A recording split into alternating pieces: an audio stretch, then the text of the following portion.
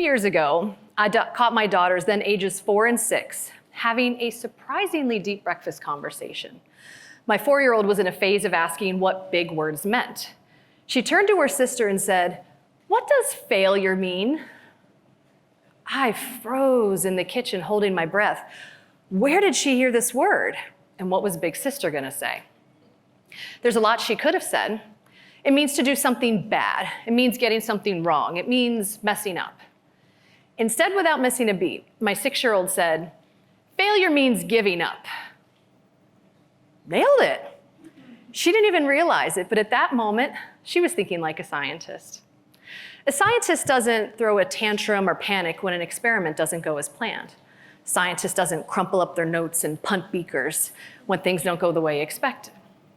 Instead, they step back and ask, what did I learn? A scientist remembers something that many of us forget, that the only true failure is quitting. Everything else, that's just data. That's a part of the process. It turns out achieving your goals, especially the big ones, is messy. It's hard, and it rarely goes according to plan, and honestly, sometimes you don't reach them at all. But that doesn't mean you've failed. So I'm a meteorologist, meaning my degree is in the physics and mathematics of the atmosphere. Courses in thermodynamics and fluid dynamics led to work with NASA contractors intercepting hurricanes and tornadoes.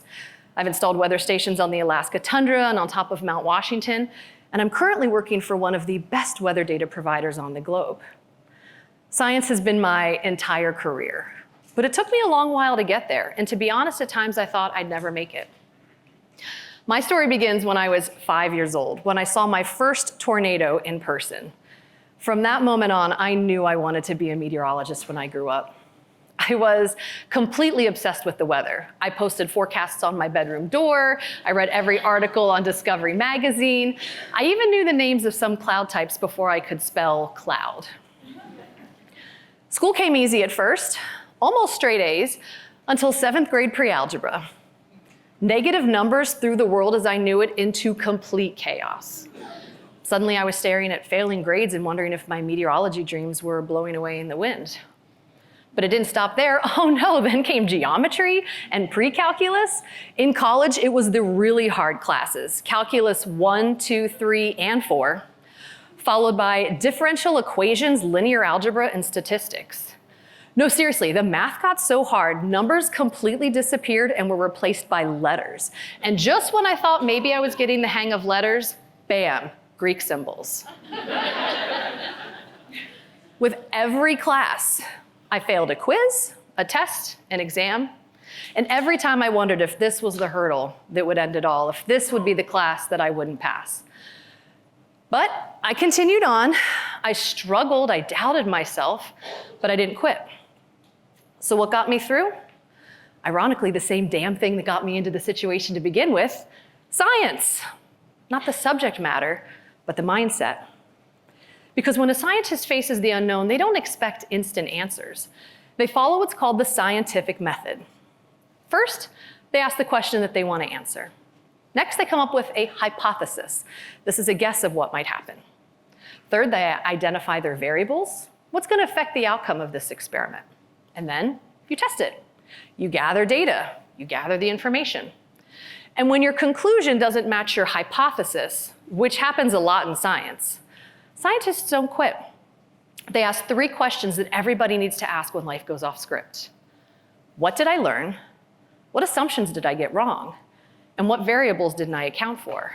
And then they try again, with better data, with more perspective, with a little more resolve. That's how progress works, not just in labs, but in life. Benjamin and Rosemond Zander wrote a book called The Art of Possibility. It's a perspective-changing read with many great takeaways, but one of my favorites is when things don't go the way you expected, rather than be sullen and turn inward, psh. Instead, be up, outward, and positive. When something doesn't go the way you expected, proclaim out loud, how fascinating. The reason this works is because it forces you to think like a scientist, to be curious, and to try again. It took Thomas Edison 1,000 tries to create the working light bulb. learning something new with each try and saying, I haven't failed, I've just found 1,000 ways that won't work. Sir James Dyson, over 5,000 prototypes before he invented the vacuum that made him a billionaire, asking himself what assumptions he got wrong along the way. You see, with each try, they weren't failing. They were finding all the ways that didn't work, leading them one step closer to what would. How fascinating. Here's what I want you to understand. Failure is not the opposite of success. It's the path to it. Failure is the yellow brick road to the Emerald City of success. The problem is somewhere along the way when things go wrong, we stop thinking logically and we start taking things personally. Instead of seeing setbacks as experiments that need tweaking, we take them as personal judgments. We stop asking, what did I learn? And instead start asking, what's wrong with me? We feel shame, embarrassment, frustration, and we let those feelings drive the conclusion. I'm not any good at this. I'll never figure it out. Maybe I'm just not cut out for this. But those responses are not based on facts. They're based on fear. And fear is a terrible scientist. It tells us that we should give up.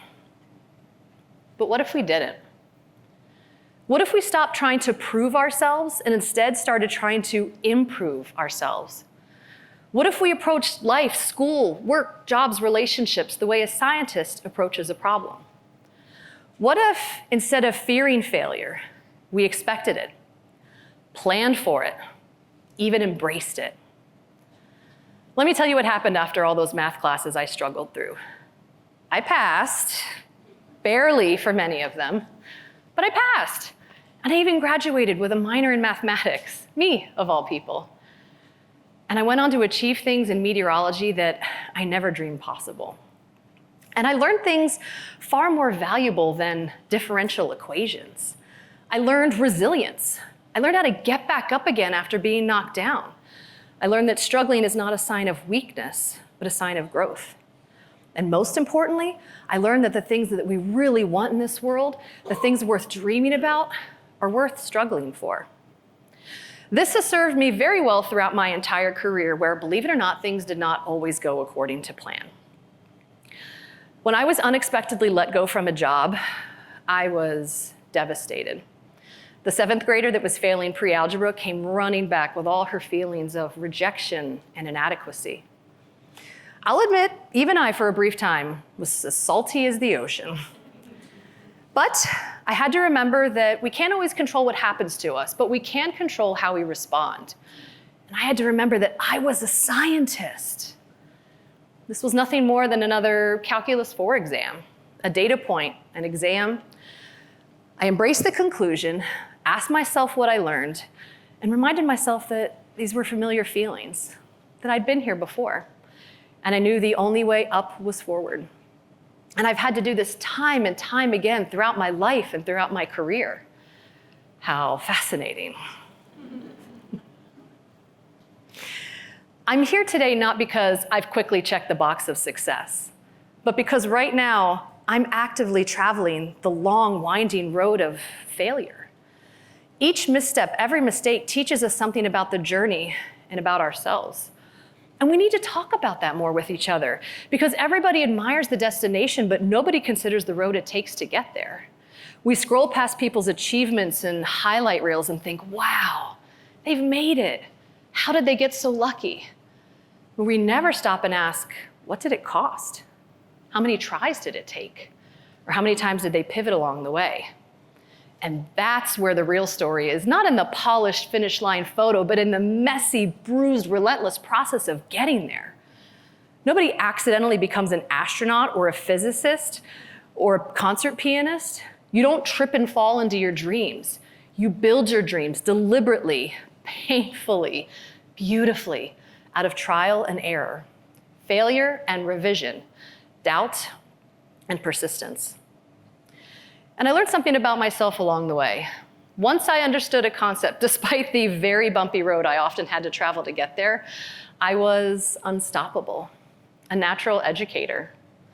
Oh, the miles and hours that I have spent on that bumpy road, the dead ends, the wrong turns, the flat tires, the times I felt completely broken down. They weren't wasted. They became data points on a a map that I could use through every journey that I took, a map that I could hand as a mentor to others so their journey wouldn't have to be as rough as mine. The difference between a highway and a woods trail is how many people have been down that road. The more people that travel on it, the smoother it gets, the faster you can go. Speeding down the highway is easy. Being the first to forge a new path, cutting down trees, is a much longer, slower, harder journey filled with trial and error. And that work requires thinking like a scientist. So here's what I hope you take away from today. A new definition of failure. Failure redefined. Because you too are a scientist. Not getting it right is okay. Not getting it right after a long while is okay too. The things that we dream about are worth working for, worth fighting for. Do not be afraid of failure, because there's opportunity in every flop. Every setback teaches us something about the journey and about ourselves. So when my 6-year-old said, "Failure means giving up," I smiled, because she wasn't just right in the cute kid kind of a way, she was right in the scientific kind of way. And if a 6-year-old can understand that our fumbles and our mistakes are signals to try again, maybe we all can too. We don't need lab coats and PhDs to think like scientists. We just need courage, curiosity, and the belief that all of our life experiences are experiments. So the next time something doesn't go the way you expected, a job interview, a relationship, a test, a goal, don't quit. Pause and reflect. And ask yourself, what happened? What did I not see coming? And most importantly, what did I learn? And then try again. Because that's not failure, that's science. And through science, there's no storm we can't weather.